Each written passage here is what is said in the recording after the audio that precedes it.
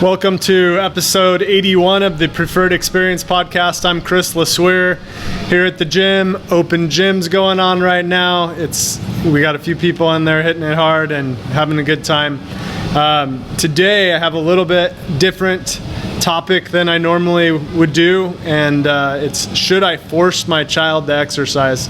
I was driving my 15-year-old daughter to school this morning and talking with her a little bit about exercise, and this last spring she was doing track, and she did an awesome job. She hadn't done much before the track season started, and went into it, and I just saw her really excel and improve and get better and better, and even saw a competitive side come out of her that I hadn't seen so much in the past.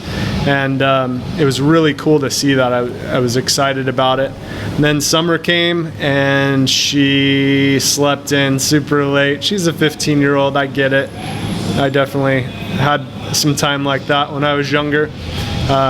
She's a super talented girl with music, plays the guitar, sings. She can do all kinds of different things, and so we're super proud of her. But we want to help her excel. Tiersa and I want to help her excel with her health and exercise. And we own a CrossFit gym. We thought, our kids will want to do that. But she's tried it a few times and liked it. The proximity for us is probably a little tough because we have a hard time getting her to go with us early in the morning when we get our workouts in. But we want to help her to do better. And I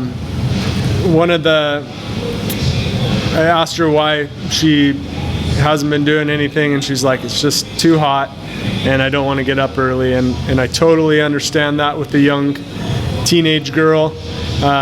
But I'm searching for answers. So today I would love some comments from each of you that have had success in this area. This is our first time parenting a teenager, and we would love some ideas from you. So if you have some ideas, please comment below here on Facebook or on Instagram later when I post it, and we'd love to get some ideas from you. But I studied 3 tips, or came up with 3 tips, was studying the idea this morning, trying to come up with a plan, and here are the 3 tips that I studied. And the first one is build up to exercise goals over time. Start with 10 minutes a day, movement, 10 days of movement per day. So movement could be going on a walk, it could be doing some kind of a body weight workout at home where we can help get that set up. And then reminded me of Atomic Habits as I was studying different things, and then I found an article that brought up Atomic Habits. If you haven't read that book, it's a great book on creating routines and habits for so many different areas in life. But James Clear, the author, he taught the goal of going to the gym, and I remember this because I thought it was kind of funny, but I think it is a really good idea. He said, set a goal of going to the gym, and if you don't end up working out at the gym, you just go to the gym and you create that routine daily, or you come up with the days when you're going to go, then start there. Just drive to the gym, walk in the gym, and then you can walk right out if that's what works. But create that routine, and as you create that routine, you will start to hopefully have a desire to do something in the gym. And so my plan is to help my daughter come up with a routine and time where she does it. And we're still searching for what she's going to do and what that exact time is going to be. So maybe we can have a follow-up to this podcast later on. Another quote from James Clear that I liked said, the most powerful path to creating good habits and breaking bad habits is through small actions that are easily repeatable. As with any of us, teens will be deterred from forming a routine if their first experience with working out are extremely taxing. It brings me back to we brought Maya to CrossFit, and she did some hour-long workouts, and she actually did great. But I'm wondering now, did we scare her off by doing that, or did we? I'm not sure if we did that right, and we should have maybe built her up over time on that. So he finishes it off by saying, I'll start back here. Their first experiences with working out are extremely taxing, especially if they're not used to physical excursions. You might want to lower your expectations at the start and get them in the habit of working out by beginning with something easy. So create something easy that'll help them to make it a habit and a routine more than a hard, strenuous workout. The second thing, and this is our challenge at home all the time, is limit screen time. And there's the American Academy of Pediatrics recommends that kids get no more than 1 to 2 hours of screen time a day, whether that's watching TV, surfing the internet, or playing video games. But many children spend 4 or more hours each day in front of a screen. We do our best to limit that at home.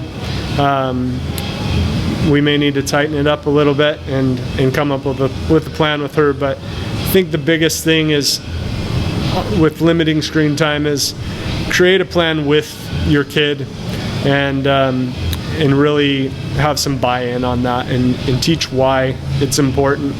And I think a lot of times it's easy. I noticed over the summer we weren't as strict on what we normally would do with phones, and the phone's the biggest problem at our house, and YouTube, it seems like.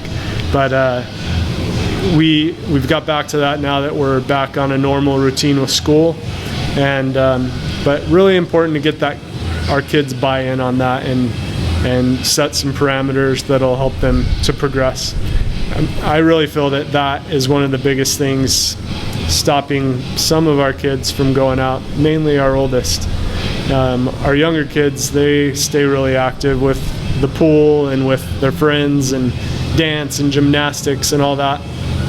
But it's interesting as they get older, they start to lose a little interest in some of those things. The third thing is make it fun.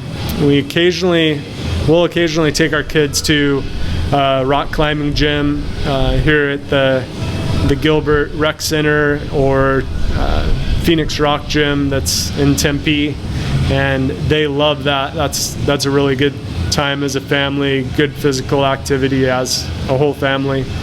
We enjoy doing that with them. And then another thing that we will do with them is hiking, and we definitely don't have buy-in from all 5 of our kids on that, but we're still working on it.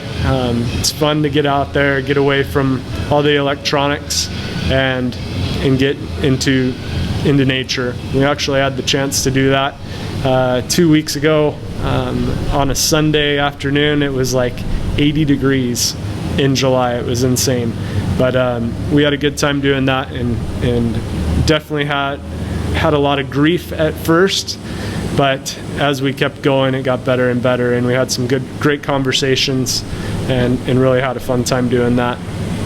So the 3 things are to build up exercise goals over time, limit screen time, and to make it fun. And I feel that if you focus on those 3 areas, you'll create an awesome routine for your kids. We're going to keep working on that. Again, if you have any ideas on what's helped you, we definitely have some members here at the gym, the Druleys and then the Rourkes. They work out with their daughters. We have the Druleys that will occasionally be here as early as 5 a.m. They're actually in there right now for open gym doing Bella's training. And then we have Brian and Maya Rourke that are here every single morning at 5 a.m.